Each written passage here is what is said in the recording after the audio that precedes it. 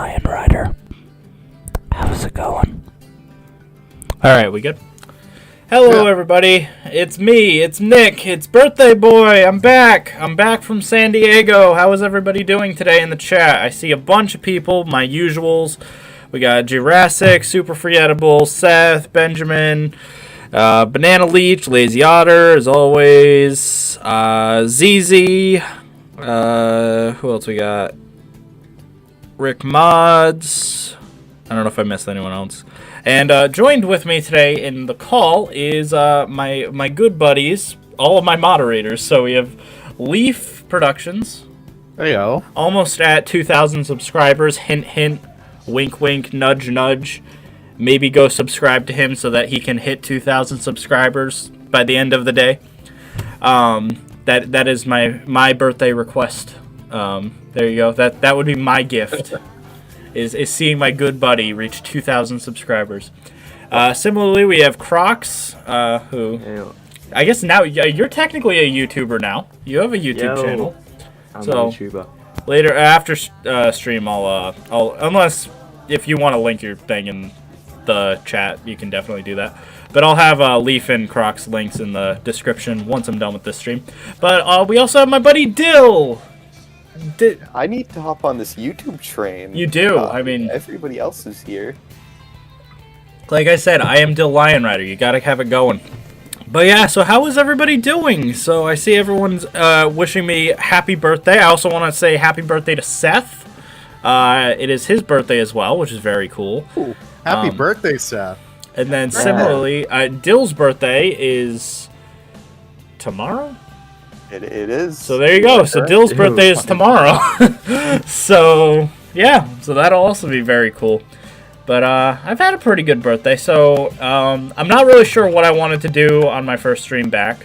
So I'm just gonna kind of just chill. We're gonna have a very relaxed stream going today. So I just thought I would just start building a zoo entrance and then see where it takes me. We have Leaf. I'm gonna he is working on modding, so periodically we're gonna pop in and on his little stream here on Discord. So currently he just has the Cayman open. He's working on the sockeye salmon mod. So I made the model and then he's just trying to port it over to be a new animal. Because you're just kind of on this whole fish bandwagon lately. I really am. Like, it's loading up right now, but yeah, I just really like the fish. It's really fun to work with. Figured no one else is really making them right now. And yeah. Hello, Bit Otter. Oh shit, what did I get you? I don't know what you got me, but there you go. But yes, I forgot to wish Otter a happy birthday the other day. It was her birthday not too long ago. So happy birthday. Otter. Happy birthday. Dude, it's everyone's birthday. I know. I don't know what everyone was doing, like what our parents were doing like 9 months ago. You know what they were doing. Well, what is 9 months ago from like late May, early June? Thank you, Andy. I appreciate it. But yeah, literally, it's like nothing, right? Isn't it like August or something? Like it's something like that. Like what the hell is like in the middle of August? It's my birthday. Thank you, Otter, for becoming a Pride member. I appreciate it very much. Let's see. Your corgi mod was funny. Two, I made it home, and then they sleep on the sofa, and what I like is the... oh, God. Sorry, I can't read that comment. I'm just... I had a little aneurysm there. Nick, do you think the next DLC is going to be an animal pack, or a 4-animal pack? Well... I'm a betting man, and I'm going to say it's probably a 4-animal pack with some scenery based off of North Africa. What makes you say that? I have a hunch. Innermost feeling. I have a hunch. It's a really good hunch. Yeah, so I'm really glad I made that White Rhino mod, and African Penguin mod, and Fennec Fox mod. Aren't you glad you spent 6 months trying to fix it? Oh yeah, definitely. Yeah, literally, I was working on the African Penguin for so long, and then it's like, hey, by the way, it's coming out. Because I thought, like, I was pretty much in the clear for... I didn't really think we would get a second type of penguin after the king penguin. I just thought that was what they chose as the penguin. But yeah, nope. To my surprise, we got a new penguin. Can I address how easy it is to make zoos when you don't have to like worry about terrain?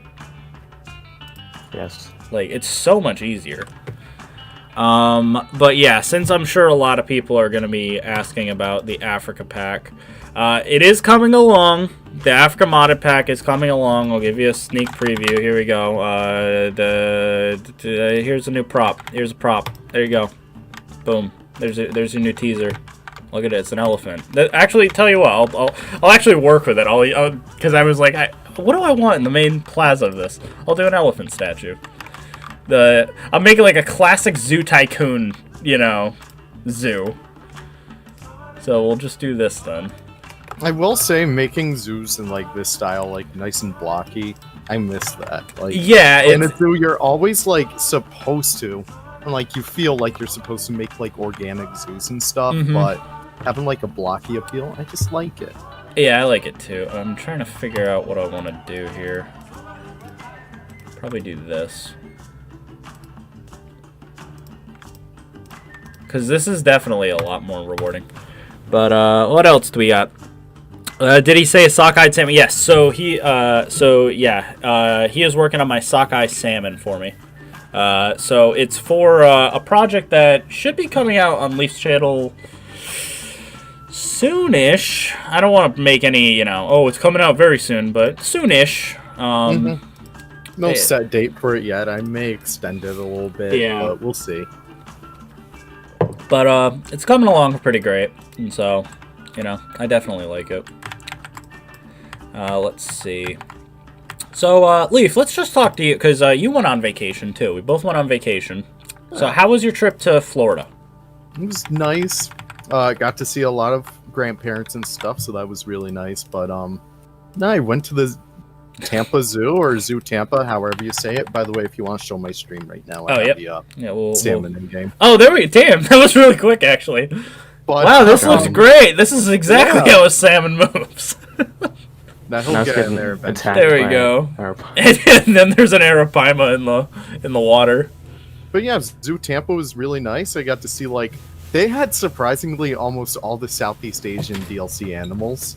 Really? And I will say it sold me on the pack. I think they look so much like I love them. Do they have proboscis monkeys?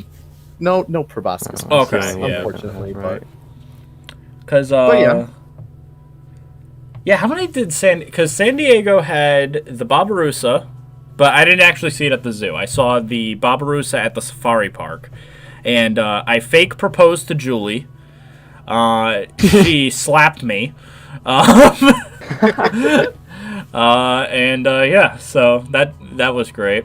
I also oh, that's a cool clouded leopard you got. So I just wanted to show them off. It's the Bornean clouded leopard. It does look really cool, actually. Just I like the taste. patterning. There's the salmon. That does look like a salmon. Oh, I want to know what we forgot to do. If you want, can you just orient the head? Because remember, it's not supposed to. Yeah, since it's not supposed to be angled up.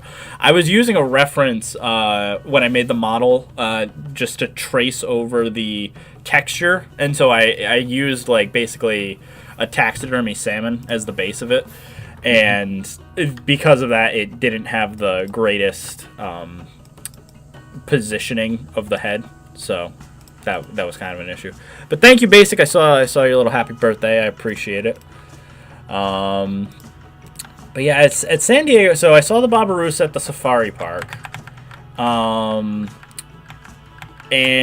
the Binturong was not on exhibit, but I saw it in the back at the zoo. They don't have dholes there, but I did see Sun Bear. It was asleep, so not the best. Why is this not? Anyone know how to get this to be a perfect circle? Or is it always just going to be kind of this rounded octagon?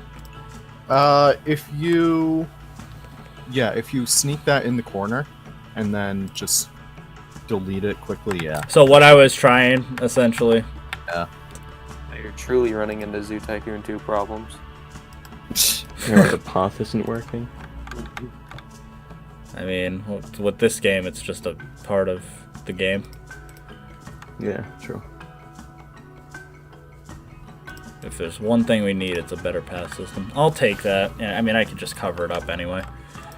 But let's see what we got. So, hope you have an awesome day. Thank you. I appreciate it. Doesn't it also depend on the salmon's life? Yeah, so the fact I wanted some red salmon because of like I said, the project we're working on, it revolves around bears, I'll say that. And so in order to accommodate that, I basically made it so that they're like the kind of like red salmon that you would see like going upriver in Alaska or something. And so that was kind of the idea. And I think it came out pretty good. At least just you showed me a little bit of it so far. I really do like it. Yeah. You're having fun with it, and that's what I want from the project. I'm trying to figure out what I want to do with the elephant statue. What would be a good top? Okay, this is me cheating a little bit. This is how I'm using my Africa pack. So I just gotta find which one it is. Floor. There we go. This is how I hope people just use it, where they're like, I wish we had. Oh, there we go. Now we have that. Yeah. Because I do love this flooring I made. Do I want to lighten it a little bit? Probably. So, spoiler alert, here's one of the new types of wall set that's going to be in the Africa pack. It is flagstone rock. It looks so nice. It is really nice. I'm waiting for the stream to catch up for me so I can comment. Come on. Comment. I need to criticize. That Yes. Nicholas Lion Killer is horrible. At Nicholas Lion Poacher Yep. stealing Southwick Zoo's logo, be like, Stealing Southwick's logo. So I enjoy the wall. So like I said, later in this week, I wanted to have actual videos discussing each of the individual parks and my opinions on, San Diego as a whole. And I get the short of it is San Diego Zoo and Safari Park earned their reputation. They are easily some of the best zoos in the world. Like, I've been to what was, considered usually, like, some of the other bigger ones in the States, Bronx Zoo, obviously, I've been to numerous times, the National Zoo, Animal Kingdom. Yeah, San Diego, like, just smokes them all. Like, they're easily, like, some of even their outdated habitats are still ages better than most zoos that I've been to. So, that was just really, really cool. So, definitely, if you have the chance, go to San Diego Zoo. And the Safari Park, I will have little asterisks. If you like if you're the type of person who's like, I like immersion, I like to feel like I'm actually in the jungle, you'll like the Safari Park. If you're someone who is very outdoorsy, you'll really like the hiking. Yeah, if you like hiking, if you like the outdoors, if you like bugs, if you like heat, if you like walking long distances to see rare animals, you will like the Safari Park. However, the Safari Park experience that I got is not the normal one. So I got the coronavirus, equivalent of the Safari Park, which meant I didn't have access to the safari in the Safari Park. So immediately, that was kind of a huge bummer, because a lot of the animals that I wanted to see, like as an example, in both the zoo and Safari Park, in my entire trip, I didn't see any zebras. Which is like the craziest thing, that like the weirdest animal you would have almost guaranteed I'd be able to see, I couldn't see, because neither park had. I don't want to say it officially. I think San Diego Zoo's zebra died because where it was supposed to be an urban jungle was vacant. It just had a donkey in it. And the zebra exhibit on the map, which you go up to, I call it in Reject Valley up in the top. Terrible, terrible area to climb. It's in the middle of, hills, and it's not fun. But that area in particular had some like just general ungulates. So it was supposed to be a zebra habitat, but it had giant eland and gerenuk instead, which in my opinion is cooler, because I think gerenuk and eland are way cooler than anything that, you know, is inside of, you know, a zebra habitat, like, you know. Rare eland too. Yeah, giant eland are pretty rare, so Only 4 holders. You can flex that. well, the 2 of them were literally at the zoos, right? Like, or is that counting both as one entity? I think you might be right. They count both. They count them as separate entities. Then yeah, so then I saw two of the 4. Yeah. And so that was cool, because eland, very cool. Definitely thought that was awesome looking. As for Gerenuk, is it Gerenuk or Gerenuk? I think it's Jer. Yeah. Don't even try. I don't even think it matters. Yeah. But essentially, they were also very cool. It was the first time I've ever seen them, and again, I saw them in both parks. And so, actually, I saw them 3 times. They had 3 habitats, because they had their normal habitat at San Diego Zoo, then they had the zebra habitat at San Diego Zoo, and then finally they had them at the safari park. Safari Park had probably the nicest habitat of the 3, but definitely like really cool animal. They're like a weird giraffe impala hybrid, and it's really cool. So basically, so that was kind of my experience with, I don't even remember what I was saying before.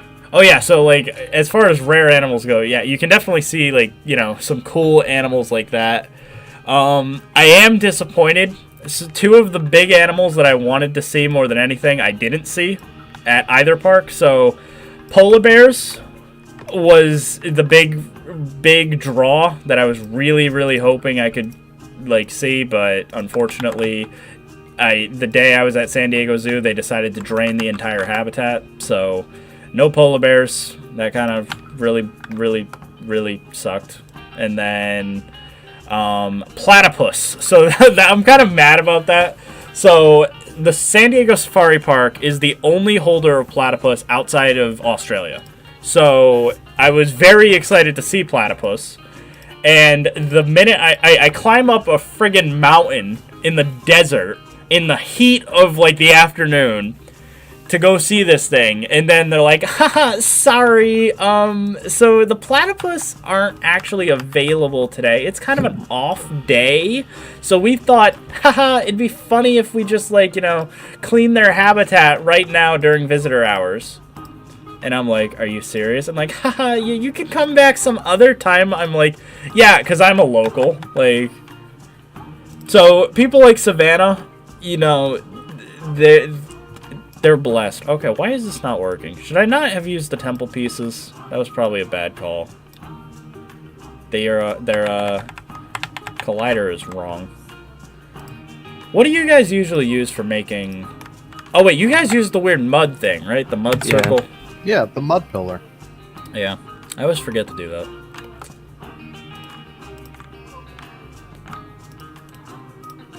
Salmon looks so good. Oh, let me check it out. There it is. That does look really good. Whale shark. Oh yeah. Happy birthday.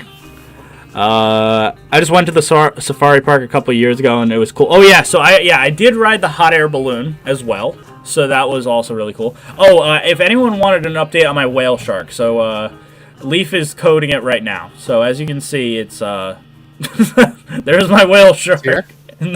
It's full size now. You gave it a puddle, so the whale shark is there. It is probably going to be released very soon. SeaWorld. Oh, God. Okay, so I should probably adjust that, right? So donated to that place. So, SeaWorld. I have really mixed feelings about SeaWorld. I did not feel good coming out of it. I will say that. Going in, I was actually worried I was gonna get, like, you know, turned away because they're really strict about outsiders. outside of California. Florida doesn't care about anyone, but California is very iffy on tourism. So they're like, no, just kind of stay where you are. California's got its own issues. So Julie and I got worried we were going to get turned away at the gate. And we kind of were worried about that pretty much consistently through the entire visit. But we got through, and I got into SeaWorld. Now, at that point, I'm like, hell yeah, I can finally experience everything I wanted to see. Because here's the thing about SeaWorld. If you're someone like myself or Dill, especially Dill's probably like, like the best example of this. If you like rare stuff that you can't find anywhere else, unfortunately SeaWorld is like a blessing and a curse, because SeaWorld is not a good place. I will say that right out. Maybe I don't want to judge it as a theme park because I didn't get the full theme park experience, but as an aquarium, it's horrible. Like, it is not a fun time as an aquarium. However, they have really rare stuff. So they're the only holders, to my knowledge, of 6 different types of Antarctic penguins, plus a 7th with the I can't pronounce Magellanic? Magellanic, yeah. So they have 7 types of penguins, and 6 of them are Antarctic penguins. So I went from seeing only about 5 penguins to 11 overnight. Like, because around here, obviously, it's really common that you get like stuff like, African humble, Magellanic, even rockhoppers. We used to have blue. Little blue were at New England Aquarium, so I saw them there. They're in Bronx. And they're in other zoos and stuff, so they're pretty common overall. But Antarctic penguins in general, super rare. But some zoos have king penguins, some zoos have chin straps, some zoos have gentoo.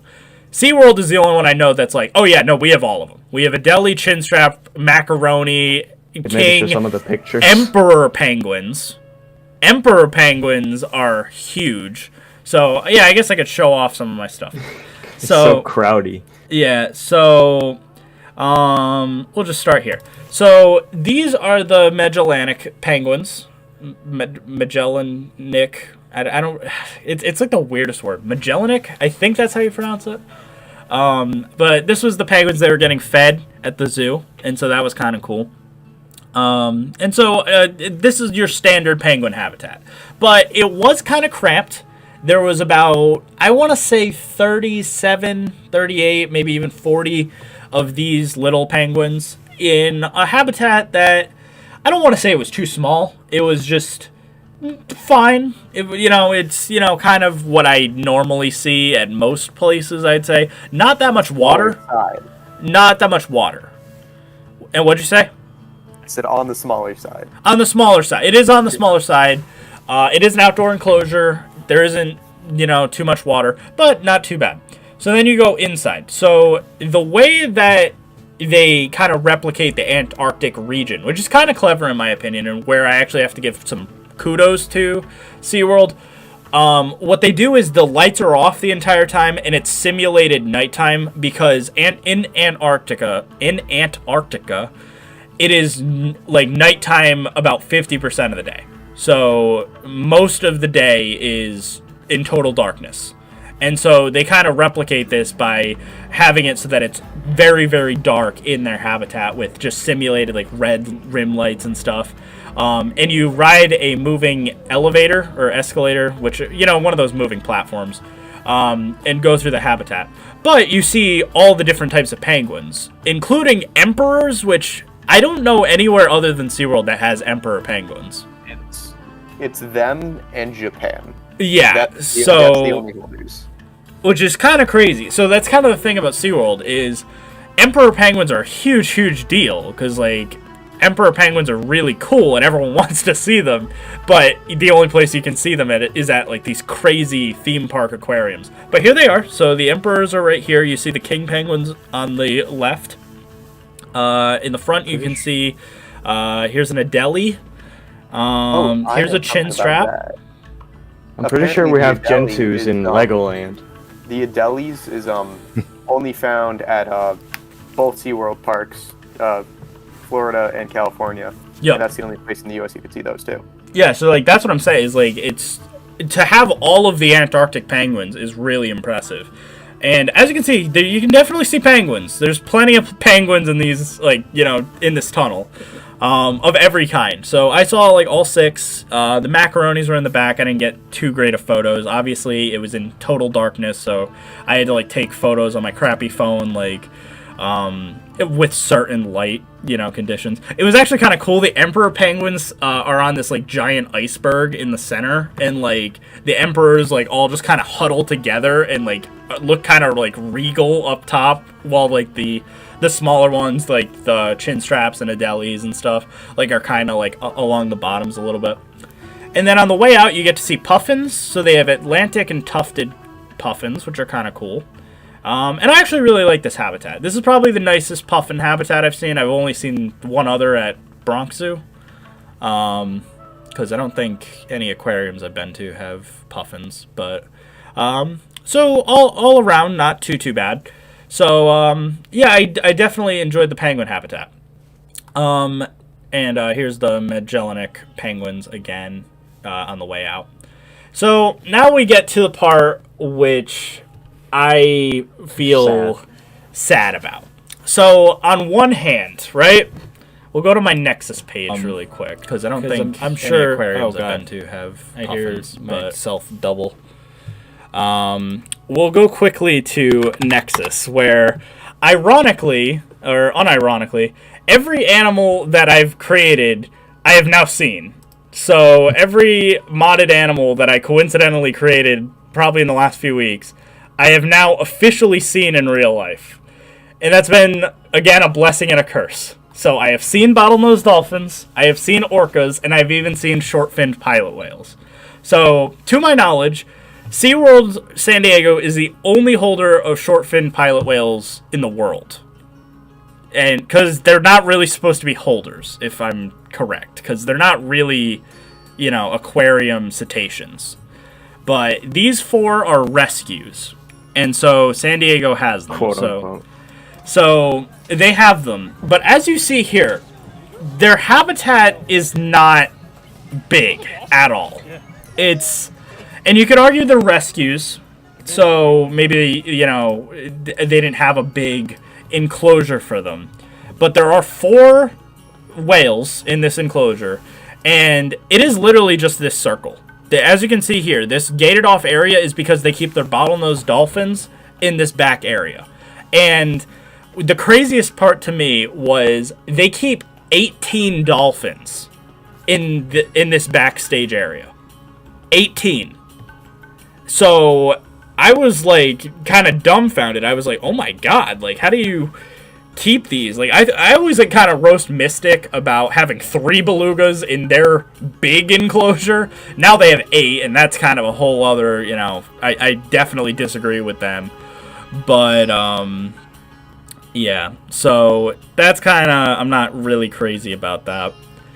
But yeah, I really disagree with how they keep, like, SeaWorld keeps their cetaceans. So short-fin pilot whale, really cool. And if anyone's wondering, this front area, you might be like, oh, well, they can go into this, right? This is one of those, like, areas that's kind of like a shallow end where the, you know, dolphins or orcas or whatever would be able to, like, come up and just kind of, like, they just sit on the shallow end, and they're basically completely out of water. So it's not really like it's an extension of the habitat. It's more of like a vet checkup area.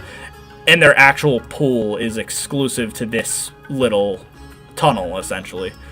So I can say I've seen short-finned pilot whales, but it's depressing to see what this is. Now, the good news of these whales, right?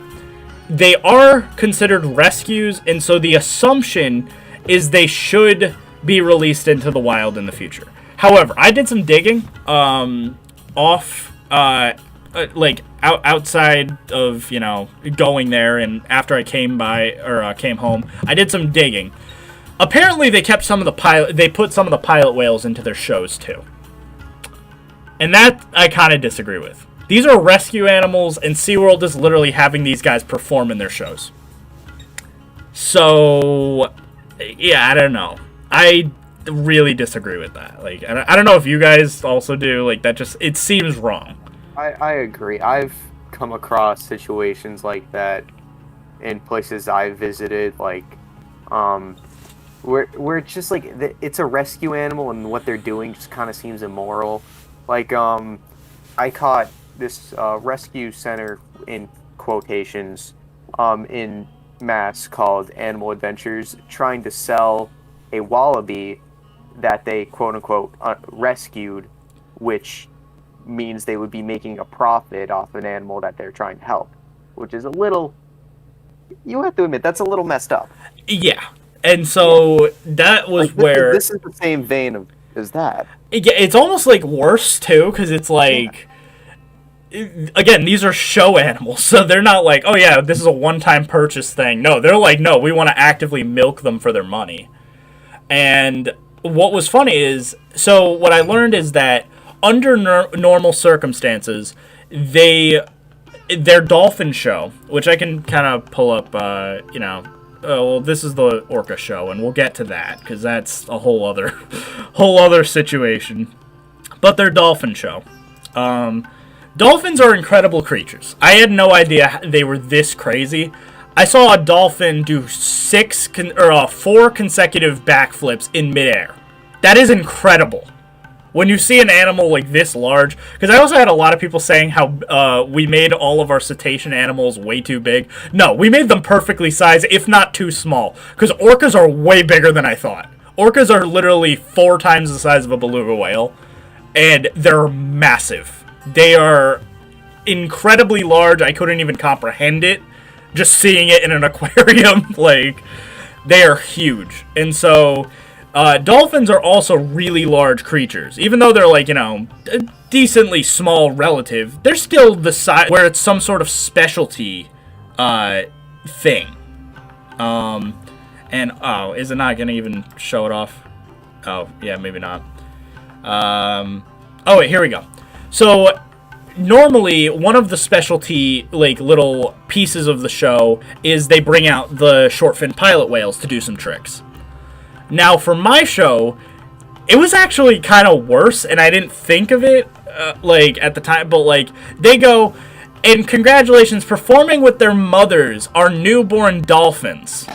And so, here you go. These are literally baby dolphins that they have performing with their mothers.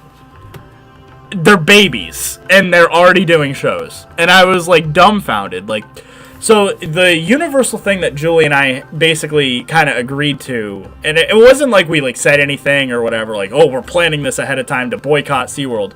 We just felt wrong clapping or cheering for the animals, because as impressive as the tricks they were doing were, it just felt wrong to be like, yeah, oh my god, haha, baby dolphins, yay, they're working for their food. Like, it just seemed really immoral, and we just didn't feel comfortable for it. Because the biggest issue I had with SeaWorld, and I guess we can kind of address the whale in the room, the Orca Show. So we enter into Shamu Stadium, which, again, I don't know why they all call them Shamu Stadium, for the not Orca Show, because SeaWorld officially says they don't do Orca shows anymore. They do Orca Encounters. Now, what is an Orca Encounter, you might ask? You go into a stadium where there's an orca. Now, this is the first sight we see, right? So, flopped over dorsal fin, and the orca is pacing back and forth from one end of the tank to the other. It had the same... It literally was like if you've seen a stressed-out big cat at a zoo, but in an aquarium. So, you know how lions or tigers will pace back and forth? It was that with a whale. So... It would go to one end of the tank, flip its tail up, which its tail was also caved inward. So kind of like how everyone talks about flopped over dorsal fins. I've never seen a tail flipped inward, though. And that was like another thing, I guess. And I have a theory about that I'll talk about in a minute, of why they're like that. And so it would go from one end, flip its tail up, move in a straight line to the other end of the habitat, breach for a second and breathe, dip down in the water, go back, repeat. And it kept going back and forth in a straight line for the half-hour pre-show or whatever, where it's just an orca going around in this cage. And so, this is what really ticked me off. So, the Orca Encounter is a show in every way. They do tricks. They jump out of the water and do a big splash, and then they splash you, and you do get soaked. And they do little tricks like they'll where is it? Yep, they'll go up on the edge and they'll do clicking, and they'll flash their tail and do everything. It's a show in every regard. They do backflips, they do jumps, everything that would be in a show. Like here is a orca doing a backflip. Do you really think they do that in the wild? I highly doubt it. I know they jump in the wild, but they don't do backflips in the wild. So, and they're definitely not doing it on their own accord. Like, they say, like, oh, these are voluntary. I can promise you they weren't voluntary. As I don't want to be one of those people that's like, oh my god, Blackfish really inspired me, whatever. Everything I'm saying is first-hand account of what I saw as a public visitor. Because a lot of people are saying, oh my god, the pilot whale thing, you must have been like at a backstage pass or something, right? No, this is in the middle of the aquarium. It's in the middle of the park. It's right next to the Elmo ride. Like, there's like literally a big Sesame Street area, and just next to it, you hear in the background like the friggin' count from Sesame Street, and like 1, 2, 3, and then you're seeing these whales like in like a. Again, I hate the oh my god, it's in a bathtub. It's in a bathtub. Like, it's that kind of sad to see that like you have 4 whales in essentially like a normal sized swimming pool like that I have in my backyard, and there's 4 whales in it. And so the biggest thing that ticked me off about these shows in general, they wouldn't call them shows. They're not shows. It's like, they're definitely shows. If you have a time slot and say, hey, you're performing tricks at this time, that's a show. And they were locking these whales into the shows. So I noticed this. A lot of people didn't, but I did. They had, whenever they would release a whale or a whale or a dolphin or something, they have these big hydraulic gates off to the side. Right here, if you look, these are big hydraulic gates that open and close to let other whales out. And whenever it's the time for that whale to come out, they open the gate and let them through. Now, I saw one of them he literally bashed his head against the metal bar trying to get out before they shut it on him. Like, he was trying to get out, and they literally shut, and they're like, no, you're locked in. It was really messed up. And, like I said, I gotta mention, like, the just straight up lying that SeaWorld was doing. And again, I don't want to be the type of person that's, oh my god, SeaWorld's the worst thing ever. But what they were seriously promoting and endorsing was messed up. Because the entire time, everyone knows about Blackfish and, Free Willy and, like any of the animal rights movements and stuff about, like, oh my god, orcas in captivity, flopped over dorsal fins, Tilikum the whale. Yeah, we all know those things. But what I didn't expect was not Frontier. I'm always complaining about Frontier now. I'm complaining about something else. But SeaWorld then like went on this anti-propaganda campaign in the parks. Everywhere you see SeaWorld Rescue, SeaWorld Rehabilitation, SeaWorld whatever, we're going to release these guys back into the wild. We're going to, give them the best healthcare ever and whatever. And they just lied about everything. So one of the things they mentioned during this performance or encounter or whatever the hell they want to call it was all of our whales are rescues. This can be disproven in about 30 seconds, and they even contradicted themselves during the show. Like, so they say all of our whales are rescues. They're rescues from the wild, and they're going to be released back in the wild one day. Not true. Everyone knows that. Everyone knows that 90% of the orcas that are kept at SeaWorld were wild caught, taken from their mothers, or born there. Them like rabbits. They just, oh, we need more orcas. Okay, make more orcas. And as you saw by the dolphins, they definitely just were breeding dolphins. So, like I said, I counted 18 in the small container, 16 adults, 2 children. And then on the Skytram later in the day, we saw an additional 7 dolphins in another I can probably pull that up. So there's plenty of dolphins and stuff, and I counted 8 orcas. So you can't even be like, well, there's only like 1 or 2 orcas. Right? There's 8 orcas. So it sucks because this is like sure, you can go out to Alaska, you can go out onto like a boat, whatever. This is like the only place where you can actually see them up close, safe, and like. Yeah, in a way, if you're someone who wants to see a killer whale in your life, going to SeaWorld is, like I said, it's like a blessing and a curse. You have to it's the only way. And it's the real shit. Because I wish I could say, oh, I'm just going to go to SeaWorld and my money is going to go just to the roller coasters. Or my money is just going to go to the Arctic exhibit. Because I can talk about the Arctic exhibit. Because that wasn't actually that bad. It wasn't good. But after seeing what I saw with the rest of the cetaceans, the beluga habitat actually wasn't that bad.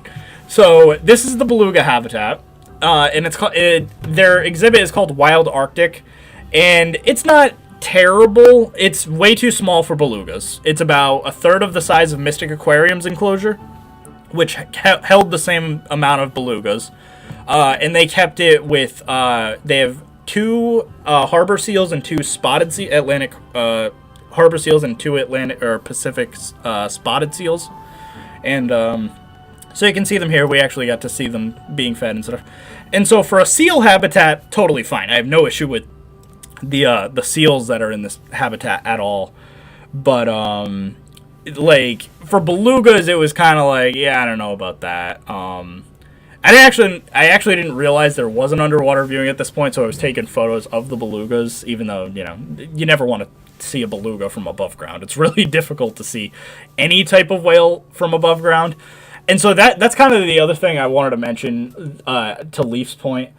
Yeah, you technically can see them in the wild, but you don't get to see them. You don't, like, when you go to Alaska, when you go to Washington, Oregon, wherever, and you look at an orca, you're seeing the dorsal fin for about 3 seconds. You're not really going to see how big these animals are, even when you go into the wild. So the best way to see them is an underwater viewing. How do you see an underwater viewing? You have to go to these parks. And yeah, because James mentioned Laurel Park is better. I've heard things about Laurel Park too, because obviously they got their orcas from SeaWorld, and so it's just kind of, it is a thing. Like, just all of the orcas basically in captivity in the world, whether they're from Japan, Spain, Canada, whatever, they probably originated in the United States at SeaWorld. Yeah. If they didn't originate in the United States, they're wild caught. Because I think SeaWorld is the only one that breeds them. Mm-hmm. So it's either going to be they were bred at SeaWorld, or they're taken from the wild. Exactly. And on a small note, I will mention the northern sea otters in Arctic coast, wild Arctic, really nice. I like the northern sea otters. I guess they might be one of the only holders, I think. I can check that. I think of northern they are, because a lot of places have southern, but I think they're one of the only northern sea otter holders. But they're really cute. So they're actually in what was a polar bear habitat, which would have been way too small for a polar bear, but for sea otters, it's perfectly fine. I have no issue with this enclosure. Probably one of the nicer parts. And I actually got to see it. Here's a little video of it in action. It's actually really cute. So definitely one of my favorite, little parts of the aquarium or park. See, that's the issue, is I don't know what to call it really, because it's not really an aquarium, but it's also not quite a theme park on its own. It's its own special thing. And so, and there you go, you can see it. I love when they go on their backs. It just that little clip is like the perfect example of like everything a sea otter has to offer. So next up, we can talk about the walrus. Walrus are way bigger than I remember. So Mystic Aquarium had walrus temporarily. I think we were just holding them for some other aquarium. At one point, we had a bunch of females, but at the time, I could only see them from a top-down view. Underwater, you get to really see how big these things are. Walruses are the size of belugas. They're bigger than dolphins, and they're literally the size of whales. They are absolutely gigantic creatures. They, here's a video of one, and you just see it go from like one end of the screen to the other. These things are bigger than manatees. They're so incredibly large, and I will say again, SeaWorld has 3 walruses. They have 2 males and 1 female. One of the females is actually larger than one of the males, which is kind of funny. Like, it actually has bigger tusks and stuff. But walruses are really cool. Like, I wish more aquariums had them, but due to their size, I understand. These aren't your average sea lions or like seals or something. These are big creatures, and SeaWorld, definitely didn't have a big enough tank for these 3, but, I do hope to see, places other holders of walrus have, like, a really nice enclosure, because they are really incredible creatures, and, like, probably one of my favorites that I saw at SeaWorld, if not my favorite at SeaWorld. Like, it was definitely one of the coolest animals. Because look at these things. I also didn't realize they moved upside down. It makes sense in retrospect because seals do that, but like they move upside down just motionless and just glide through the water. It's kind of crazy. So that's definitely really cool. We have a wild walrus in England. He's called Wally. SeaWorld gave up their license to house polar bears, fortunately. Yeah, but see, that's the thing, is they probably gave it up not willingly. Like, if the money was right or something of that nature, they probably would have kept their polar bears. Because, it's just what bothers me is, I kind of wish that SeaWorld would just kind of own up to doing the shady stuff they do. Because at least I could be like, well, you're honest. If they could just come out and say, listen, we get it. What we do to our whales and dolphins is horrible. We're going to stop breeding them. We're going to stop doing shows. Unfortunately, there isn't a place like an elephant sanctuary or a big cat rescue or something where we can send these whales to. There isn't some sort of sanctuary for orcas because they're the only place that has them. So, unfortunately, the reality of the situation is those orcas are there until they die. And that's just the situation. And so if they could just own up to that and be like, listen, we don't really have the funding to do that big open ocean habitat that they were planning. If anyone isn't aware of what I'm talking about, there was a plan. Sanctuary. Yeah. Yeah. There was a big plan back in 2014 that was going to have this. So this was going to be a massive orca enclosure that was going to be built basically where the current Shamu Stadium is, and it was going to be like 10 times larger than the current habitat, and it was really impressive looking. And if you actually look, this concept art that they have for the arena is essentially what we did get. So this is what we got. But the actual habitat was going to be a lot more elaborate, a lot more organic. It was going to be a lot larger, and it just would have been a lot better of a habitat. Now, you're like, well, this is great. Why did... And what's amazing is San Diego and California's government approved this $100 million expansion. They said, we're approving this, you can start construction. Now, around this time, and Defunct Land on YouTube has a great video on this, and I definitely want anyone who's interested in this whole idea to check it out. It's a great video. And it discusses how SeaWorld at this time switched CEOs to, I think, the Hershey Park CEO. So Hershey Park is a theme park, of course. And their CEO said, screw the whales. They're not the moneymaker. The future of this park is in theme park attractions. And so he was the one that kind of branded this entire, what they call SeaWorld Rescue branding. And that was more or less, even though it's called SeaWorld Rescue, it had nothing to do with rescuing animals at all. It was based around building rides and attractions that had the rescue moniker attached to them. So there's like, I just remember there was one that was opening when I went. It's called like Riptide Racers or something. It's essentially a flat, or what the hell is it? Riptide something. This thing. This was a Riptide Rescue. It's essentially just a flat ride that just spins around. And they had one of these, and the big attraction that they were heavily promoting for a while was this thing called like Submarine Quest or something. And it was this concept. And they sunk the entire Orca budget of $100 million into this shitty attraction, which I had to take a photo of it when I was there, because this is the fate of it in modern day. They closed it because it was such a bad attraction that no one liked that they literally got rid of it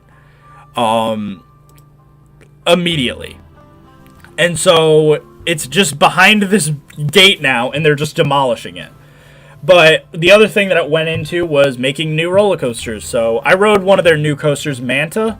Really fun coaster. I have no issue with the roller coaster. It was the only one open when I went.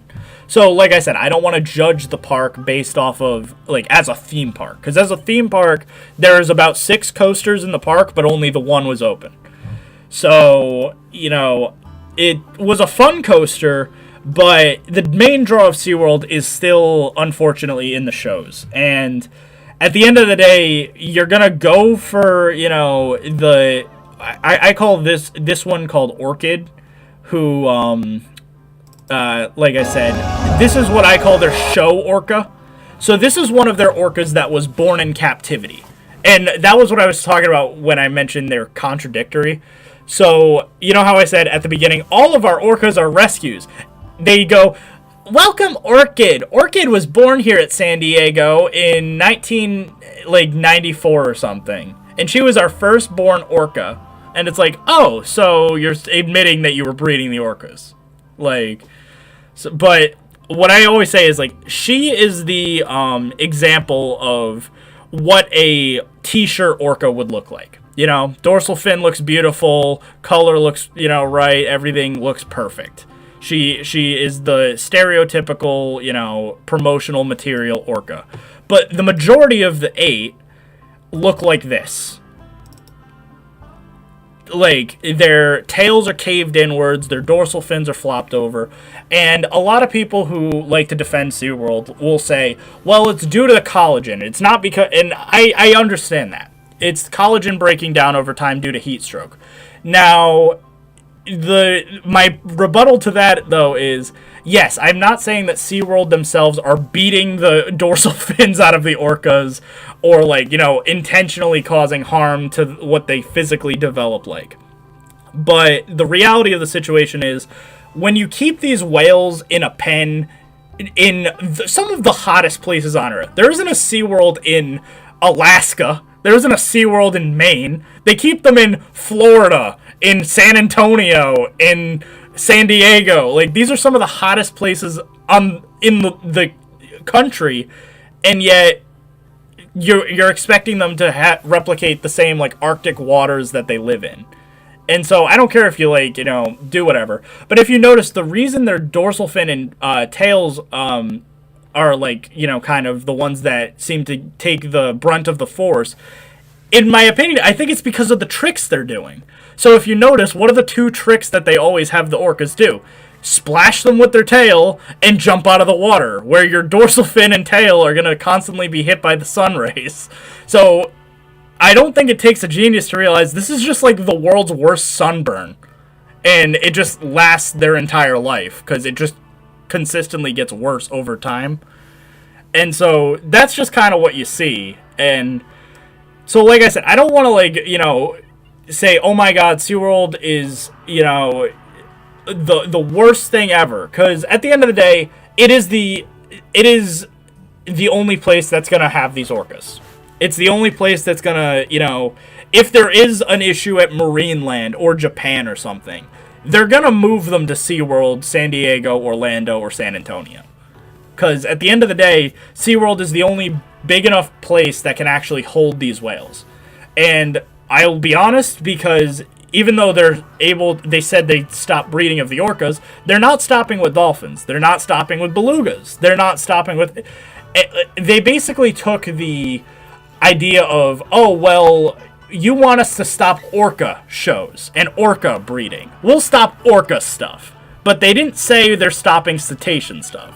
So if anyone is like, oh, well, at least after the orcas are done, everything's fine. No, dolphins and belugas are going to be a rampant problem coming up very soon. And as a little side comment, I want to mention my good old buddy Mystic Aquarium.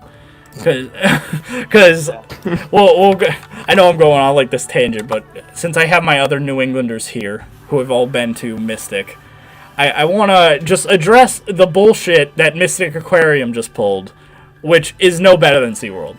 And that is them, quote-unquote, once again rescuing 5 new belugas from Marineland in Canada. And so the current beluga enclosure that held 3 belugas for the last 2 decades will now have 8 belugas in it. And as Dill mentioned, it's very likely they're going to start a breeding group because there's 2 males and 6 females, right? It's a good number for it. I mean, I would encourage them, if they were in a... The thing is... In a crisis. They have a good pool for 3 orcas, and it's going to be better than SeaWorld's situation, but it's not going to be great. It's not going to be the best situation that you can have them in, because even though it's a pretty big pool, I don't know if it's big enough, really.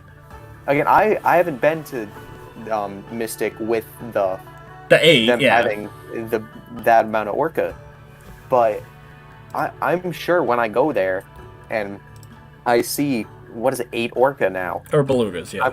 Or beluga, yeah. I'm gonna look at the pool and be like, wow, this is a little crowded. Well, especially I'm just looking at the photos. Right now they have the 5 belugas in the off-pool exhibit. So this is where you would do the, the Beluga Encounters and stuff with the public. So they have all 5 of them in this enclosure, and then they won't get access to the main enclosure. Actually, they'll probably get it maybe next week or so. And they'll be introduced with the other 3 that are already there. But my biggest issue, once again, is they're doing the same thing that SeaWorld is, where they're talking about conserving the wild beluga populations and making conservation research. So what they're trying to argue is that by taking another 5 belugas in, they're going to learn more about belugas than they would have with their existing 3 belugas that they already had.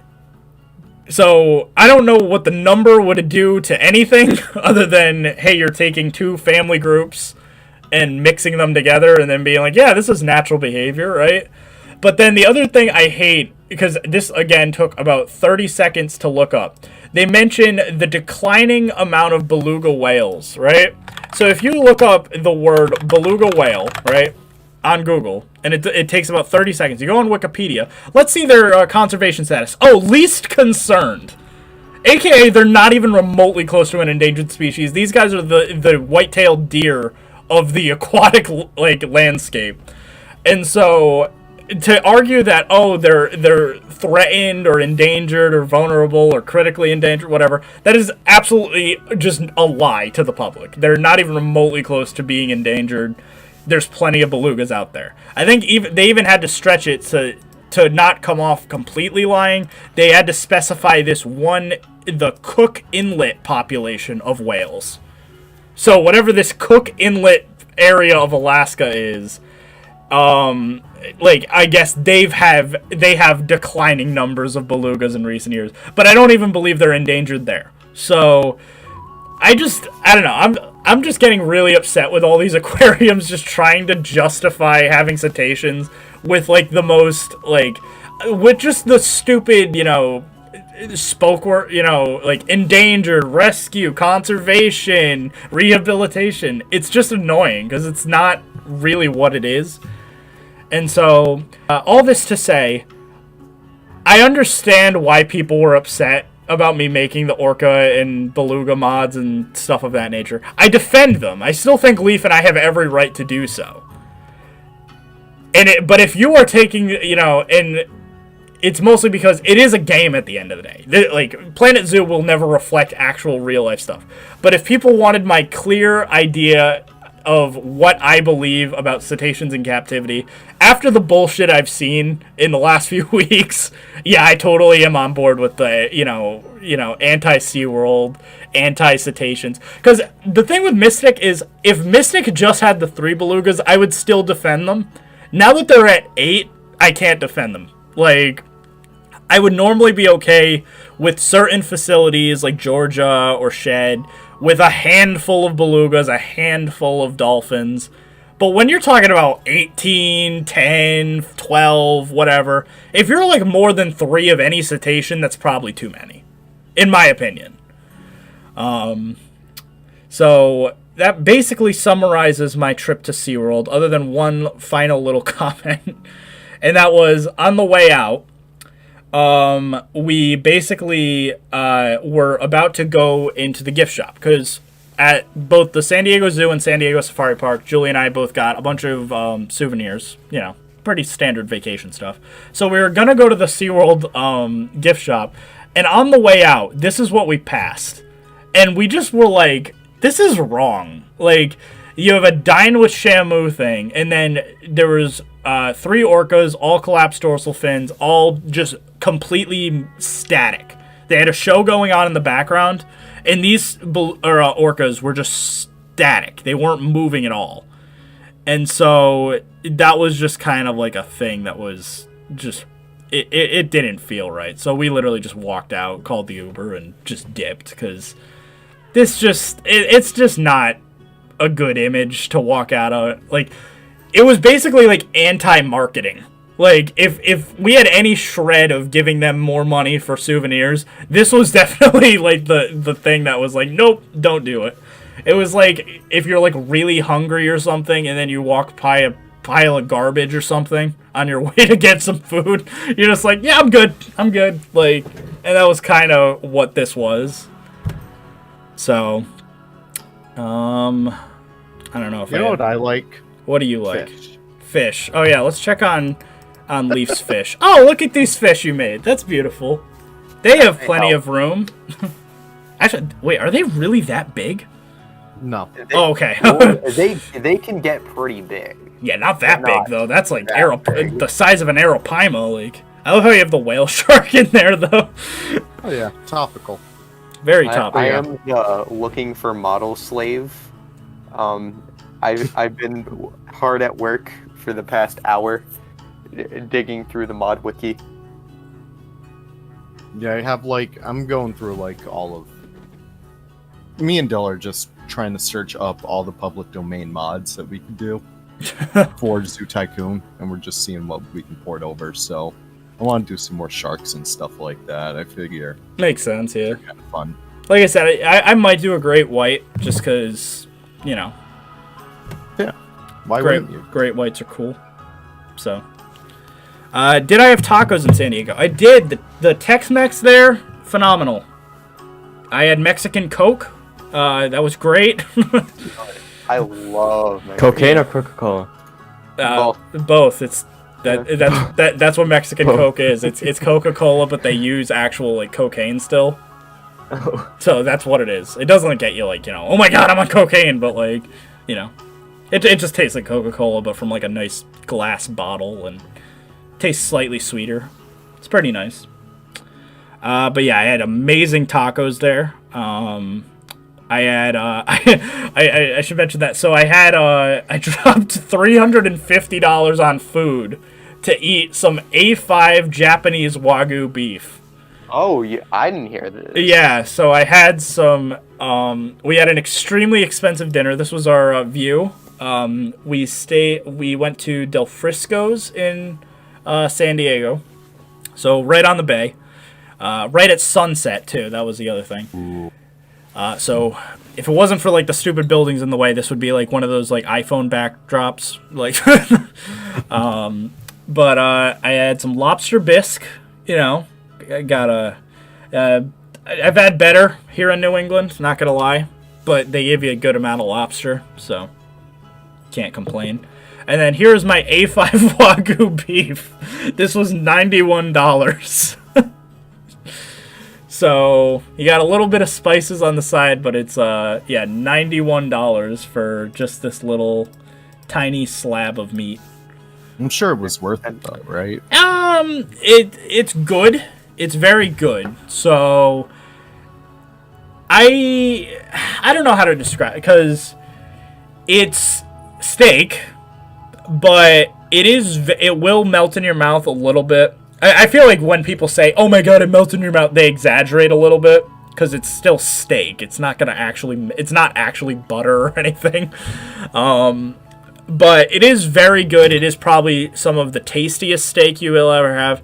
If you're a steak person, I wouldn't if you're a steak person, I'd recommend it. If you're not a steak person, I wouldn't, because it really is just, at the end of the day, steak. So if you don't like steak or beef or anything, you're not going to like it. Just no matter what, it's just a slab of meat. But it is an extremely tasty slab of meat. What I would actually recommend instead, and I don't have a photo of it, Julie instead got what was it, 17-ounce 45-day old dry age steak. So this was only a 3-ounce, right? So she actually got like an actual steak. I would definitely recommend that one. It was basically just as tasty. I know that's like heresy to dare argue against the A5 Wagyu from Japan, but still pretty good. And so I would probably recommend that. And then here is my lobster mac and cheese, which was also really, really good. So that was my very expensive dinner. Let's just look at through my other photos I got. So I went to the Natural History Museum in San Diego. I didn't realize Steller sea cows were this freaking big. So Steller sea cows are like literally the size of an orca. They're huge. And I didn't know that. Now they're extinct. They're an extinct species of... Is it manatee or dugong? Are they called? What's Sirenians? that group called? Sirenians? Yeah. They're an extinct species of Sirenian that are huge. They're absolutely gigantic. So I wanted to take a picture of this because I had no idea they were this big. I knew they were big. I didn't know they were this big. Here's a picture of a little mastodon. They had this exhibit that was temporary, that was like, it was literally called something like Straight Up. It was a bunch of old, like, stuff they had just piled up in, like, storage that they took out and just put on a display. So you got a bunch of taxidermy and skulls and stuff. I basically took this as a joke because of the Africa Pack that I'm working on. Because everyone always roasts me like, oh my god, there's no taxidermy in zoos or, whatever. That's horrible.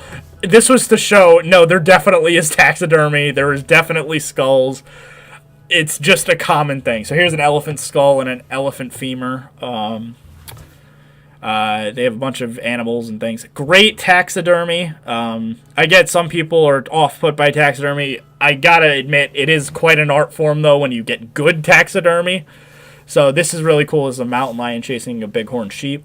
This was kind of a cool little area. So they have some actual living exhibits. So it's kind of like a mini zoo. If anyone wants to go to like a, not like a zoo per se, but you had like another day in San Diego and or maybe a few hours. Let's say you really did rush through San Diego Zoo really quick. It's right in Balboa Park, right next to it. And so definitely kind of a cool little thing. And there's a bunch of like reptiles and snakes and amphibians and stuff.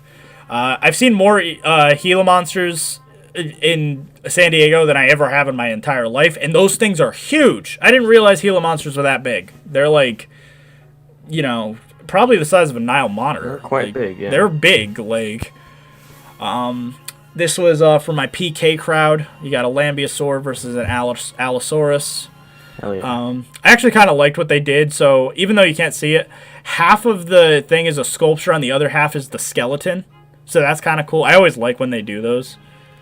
To answer Genevieve's question, so I am still doing the Africa pack, even the modded pack. Even though we're getting the Africa pack on Steam database, I'm still going to release it regardless of whatever. The only difference is if for whatever reason Frontier gets their pack out before I do, it'll just be released without the white rhino, fennec fox, and African penguin. That'd be the only difference. But in many ways, it would kind of make things easier for me because it just means less animals I have to code in. But yeah, here's a megalodon they have. This is that skeleton of the stellar sea cow, which is pretty cool. Here's a cave lion. Again, this was just a funny picture I saw because it says Del Taco, but there's a burger. I don't know. It was just funny. Here's a king cobra. So this is at San Diego Zoo now. Here's Leaf's American flamingos. Gotta love them. Hell yeah.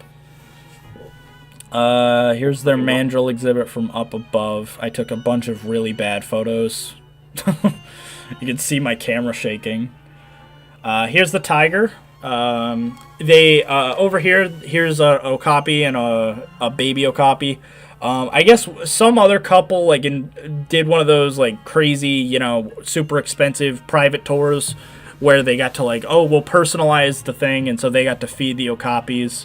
So because they got to do that, they were really up close to the glass or up close to the fence. So got to see those. Here's a bonobo. Gotta love bonobos. It was asleep. They sleep like people, but he's bald. What do you guys prefer, bonobos or chimps? I haven't seen a bonobo yet. Yeah, I've never seen a bonobo. I like chimps. See them every time I go to the zoo. It's kind of even chimpanzees are pretty rare. I think chimpanzees might be the least common of the great apes in captivity. Bonobos, probably. Or yeah, besides not counting bonobos, but definitely I've seen a lot more gorillas and orangutans than I have from chimps. Definitely, yeah. Here's San Diego Zoo's lion. It's so dark. If there was ever a black lion, it would classify as this. San Diego Zoo's lion is so dark. I've never seen a pelt this dark. It's dark brownish black. It's crazy. I've just never seen a thing this dark. Did you see the tapirs? So I didn't see the Malayan tapirs. So that was kind of the only disappointing thing about the zoo. I saw the Beard's tapirs, and I don't know if I took any photos. Here's me. Here you go. Here's me with the cave lion. Just I don't know. We took a photo. But yeah, I saw the Beard's tapirs. Really nice enclosure. I really like it. Malayan tapir had a nice enclosure. I just didn't see it. It wasn't on exhibit. So that was kind of the only shame. I'll kind of walk through everything. Here's Elephant Odyssey. Here's the big elephant statue. Here's the male elephant Paddock at Elephant Odyssey. So you have 2 male elephants. Oh, here's a tapir. So this is one of the Beard's tapirs. So that's kind of it's in a little burrow area.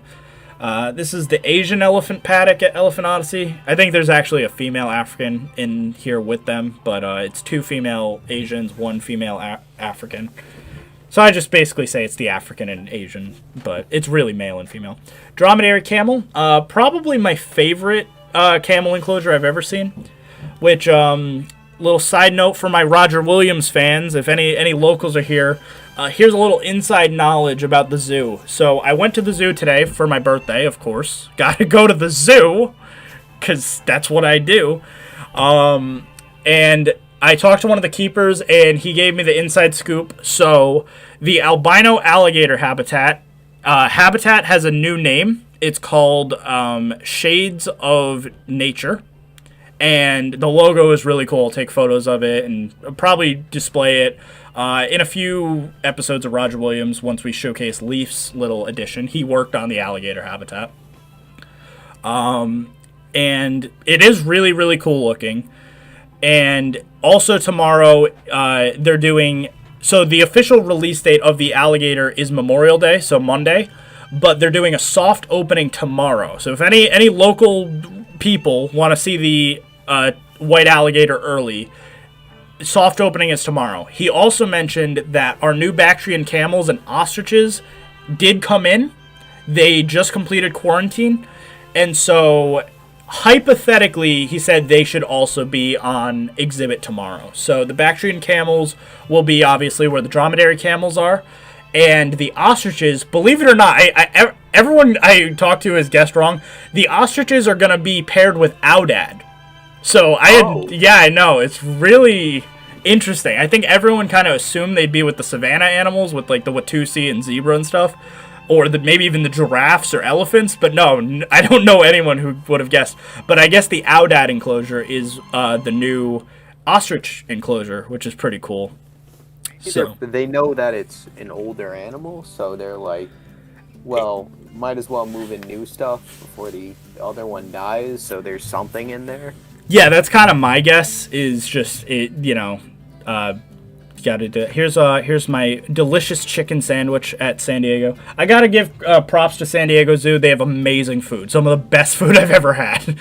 My theory is the reason San Diego doesn't have like the traditional like kind of shitty theme park food is because they know they're a full day experience, so they know you're gonna have to eat lunch there, so they're trying to make it worth your while instead. Because like how often is it you go to like a Disney park or like Six Flags or something and you're like, shit, I have to eat like shitty burgers and fries and whatever. And this is a really good chicken sandwich. It was like a gourmet chicken sandwich. Also, Julie and I had some of the best garlic bread I think I've ever had in my life. It was phenomenal. They basically made it in like one of those like Panera bread bowls and just filled it with like Gouda and feta and Parmesan and mozzarella, and they just like baked the whole thing. It was so good. And they mixed it with like garlic and like vinegar and stuff. It was really, really good. So, very good. If anyone goes to San Diego, definitely don't be afraid to get the food there. It's very good. Here's a mountain lion. That's a mountain lion. First time I've seen a mountain lion before, actually. And then here's some of the views from the Skyfari. So, so fun fact. So I took these, and you're probably like, what the hell is this? So from the Skyfari, you can actually see all of the stuff that's off exhibit at San Diego Zoo. And that includes things like these guys back here, which they were black takin. So I can't describe because I don't know takin that well. So I couldn't identify them super clearly, but they were definitely black takin. And so, to my knowledge, I think they have Mishmi takin, if I'm not correct, or if I'm not mistaken. So that is interesting, because I also saw Sichuan takin, which are what Roger Williams have, and they had a calf in the back. And then similarly, they have golden takin. So I believe San Diego Zoo has 3 different types of takin, which is kind of crazy because there's only 4 in general, and if San Diego has 3 of them, that's crazy. And then similarly, alongside the takin, they had some Aoudad down here that I wanted to take photos of, and in this back pen, they had scimitar oryx. So even though San Diego Zoo has a lot of animals, there's even more animals off exhibit that you can't see behind the zoo and in the surrounding park. So, keep your eyes, if you're ever at the zoo, like I said, go on the Skyfari. You can check the back pens. They have a whole bunch of animals that are not on exhibit necessarily. Here's a maned wolf. It was sleeping. Gotta love maned wolves. Here's one of the golden takin. You can see here. Here's Elephant Odyssey again. I took pictures of the floor because I don't know if this is intentional. Elephant Odyssey is either the greatest habitat design I've ever seen or some of the worst. Because every aspect of Elephant Odyssey is designed in such a way that it aesthetically looks like a like parts of an elephant. So the rock work looks like elephant teeth. The pathway, like the cracks in the path, look like elephant feet. They have trees that look like elephant tusks. It's really, really cool, actually. So, I don't know if it's intentional or not, but it's definitely really cool looking. Here is the Andean condor habitat at the zoo. Here's a serval. Here's their Hamadrius baboon habitat. probably my favorite baboon habitat of all time. It's awesome looking. It's completely, like, it's incredible looking when you're actually there because it's so big. It's kind of like a even nicer version of Bronx Zoo's gelada and ibex habitat. Which you're going to Bronx Zoo next week, Dill, so that's exciting. I am. Sunday. Oh yeah, Sunday, yeah. So wait, which zoos are you going to? Okay, so the plan is drive to New York, about 3-hour drive, be a little rough, and right from my house we're going to Bronx and planning to spend a whole day there, getting there for opening, leaving there for closing, unless I finish early, but I doubt I will. And then, you know, do the stuff at night, staying in Brooklyn, so maybe go to Coney Island, stuff like that. And then the next morning, going to New York Aquarium for opening, doing that for 2 hours, taking a subway that'll take me right to Prospect Park, do Prospect Park Zoo, and go home. Damn. So you're like cramming like all of the WCS in one weekend. I'm only missing 2. Yeah, what do you miss? So Queens and Central Park, which you've already been to Central Park, right? Yeah. So the only one that I need is Queens, and if we want to say all New York zoos, I only need Queens and Staten Island. Oh, you've been to Seneca Park? I'm talking city. Oh, city. Yep. Yeah. So that's cool. Because yeah, and where'd you go leave? So you went to Tampa, and what were the other? I just went to Zoo Tampa. I guess you could say I went to the Shell Factory too, which, you know, it's an experience. If you want to look at my pictures on Zoo Chat, they're up there if you want to show the people. But it was I got to see some rare creatures. I saw a Tyra for the first time, which is I don't even know what a Tyra is. So it's like a weasel. I don't know how to describe it. I like how I always have Roger Williams pulled up. So what's it called? The Shell Factory? Shell Factory, yeah. We'll find it in just a sec. Shed. Or does it not come up? Oh, Shell Factory. Here it is. Shell Factory in Nature Park. But yeah, they had like rare creatures, which is so weird because it was the worst zoo ever. What the hell is this thing? I'm just waiting for it to pop up on the screen. Well, it says it's a Tyra. If that's the case, like, what the? It's like a weird ferret mongoose. Yeah. But with the patterning of a sun bear. Yep. It's so cool. Wait, is that you? Were you able to like actually like get that close to it? No, that was one of the keepers. Oh, okay, that makes sense. I was like, really? Like, I feel like that would bite you. Like, it would. Yeah, it literally took the guy's hat, like, right... It squeezed it right through. Oh, damn. That, yeah.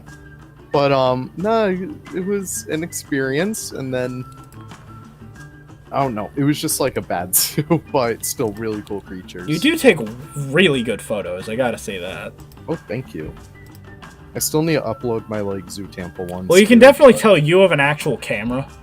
Mm-hmm. Like, I want to do Roger Williams Park Zoo vlogs, like, every time I go. The issue is I just want to get, like, a good camera. Like, I don't want to just take it on my phone, because then I have to, like, edit the whole aspect ratio and stuff. Exactly. Because that was debatably going to be what today's live stream was. I was almost, since I went to the zoo this morning, I was tempted to do a live stream at the zoo. And just kind of, like, walk around and stuff. But, like, I don't want to... It's weird. I don't want to do it on my phone. Southwick's on call with people, and I walked around the whole zoo for my birthday last year, and it was the weirdest thing to do. You feel so weird while you're doing it. Yeah, probably because you're like, you know, yeah. I mean, it makes sense. I would want to go on a day like today though, where it was like relatively dead. And like a day like tomorrow would be like something like where it makes sense, where it's like, oh look, I'm vlogging the new habitats and stuff. But yeah, on an average day it would be like, I don't know. Look at all that taxidermy. Look at all those poachers. Oh my god, they got the poacher pack early. I saw a zebu, like that big cow. It's a zebu. I've yeah. never seen one. You've never seen one? I got to touch its back cap or whatever the bump is. They're actually They're at the Bronx Zoo in the petting zoo. Hi, hon. Oh wow. Thank you. Oh my God, you're the best, babe. Happy birthday. Thank you. What the hell is that? Why does it look like that? That's a zebu. Why he look like that? Why neck so... Why that neck though? So if anyone isn't aware, Julie just got home and gave me some Panera Bread Tropicana Fruit Punch. My favorite thing. That's like it's an endangered species in its own right, because Tropicana Fruit Punch is like my absolute favorite thing in the world. Besides Julie, of course. Yeah, okay. No. I mean, if you would marry Fruit Punch, if you could. I would marry Fruit Punch, probably. I know. Don't kid yourself here. That shit is great. What was I saying? Oh yeah, Shell Factory. That shit is actually like cocaine. Wait, are you the only one to upload? No, there were other people. Oh, okay. Not that many though. There's only 3 pages. They like took out most of the taxidermy that the other people posted, which kinda sucks. Also, that's like the possum, like the little. What is this? The brush-tailed possum? Over there. I didn't get to see the possum. Yeah. So Dill said, "Oh yeah, check out the rare possum," and the only one that I saw was the opossum, which I didn't even take a picture of because like I have them running around in my backyard. For that, the palm civet and the cotton rat, and you didn't see any of them. I didn't see any. I saw the Tyra though, so you know. I mean, the Tyra is a pretty rare species. I am jealous of that. Well, how do you think I feel? I went all the way to California and didn't see a platypus. Well, you should have went all the way to Australia. You were I know. Halfway there. I was halfway there. Why didn't you just go the whole way, Nick? God. I also have a little present on my stream if you want to check it out. Oh, we gotta check this out. Hold on. Perfect. Oh, damn! Oh, Leafy hit 2K. Oh, there we go. Good for Leaf. Did I? Yay! 2K. Now he has to do the That's VR special. Planet Zoo VR. It still says 1999. So I don't know It if just updated to 2K, and I refreshed, and it's back to 1990. Oh, that's great. It literally updated to 2K, and then I refreshed, and it went back. Now it's up to 2K again. Oh, there you go. Yo, thank you guys. I like to just say that he's at 2K. He's at 2K. I might as well count it, you know. So wait, what is this? Zebra shark? Zebra shark? Yeah. Zebra shark. I saw these guys. They are cute. I love how you're just going crazy. You're just like you've done what, 5 fish today? Even on this stream alone, like. Yeah, I did the salmon. I did the Oscar, zebra shark. I think that's all I've done so far, but I'll probably just like do a bunch more. Why not? I mean, I found a lot. I'll probably do like most of the ones that you sent me. Yeah. I like these guys. But yeah, I mean, I might end my stream kind of shortly, just because I want to go get food. I'm pretty hungry. Oh, thank you, Kimmy. Thank you for the donation. I appreciate you very much. CHF. Thank you very, very much. I don't know what CHF even means. It's Swiss. It's a little more than, like, I think it's like $1.50 maybe. Oh, cool. Oh, thank you then. I didn't. You'd think it would just do the translation then. Yeah. No, it won't. CHF. I don't know. Yeah. I think it's. So I guess it's slightly more than $10. But thank you anyway, Kimmy. I appreciate you as always. Quickly, I'll just go through the rest of my photos because you guys want to, you know. So here's the Tasmanian Devil. Tasmanian Devil was really cool. I was looking through their habitat for like a half hour looking for them. Eventually found them in this little burrow. It was really cool. Here's a wombat. That was also really cool. I've never seen a wombat before. This is Urban Jungle. I will have a whole, like I said, review on it and stuff later in the week when I discuss it. And what I would probably do to change it, because some people want to, you know, hear about my opinions on things. Here's a pygmy hippo, which is pretty cool.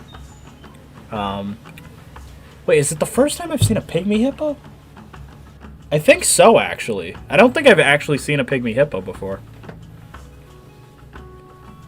Yeah, They have them at Franklin Park, but I've never been to Franklin Park, so... You've never been to Franklin Park Nope, Zoo? I want to go there, so... New England Zoos. It's fine. It's not. It's not fine. You gotta go. You gotta go, Nick. But, just quickly, we'll go through the rest of these. Oh, here's a baby Takin. It's adorable. Speaking of which, I have to work on the Takin mod at some point. But I will definitely get that for everyone out shortly. Again, here's the caribou. Unfortunately, didn't see the polar bear. That was kind of upsetting because they were draining the pool.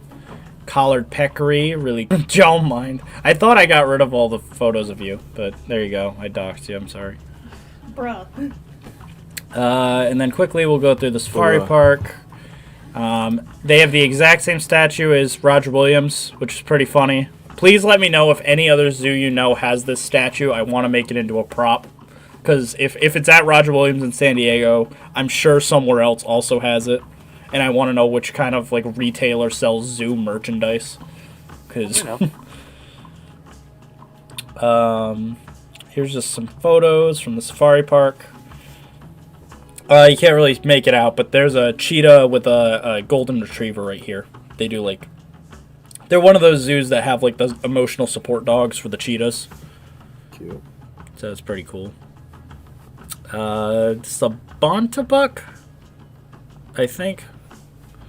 Giant eland, a couple of vultures. I just wanted to take a picture of this. This is a really cool habitat. I do want to make this for the Africa back now, like this little skull. I'll probably use the seagull prop. Gerenuk, one of these birds, okapi.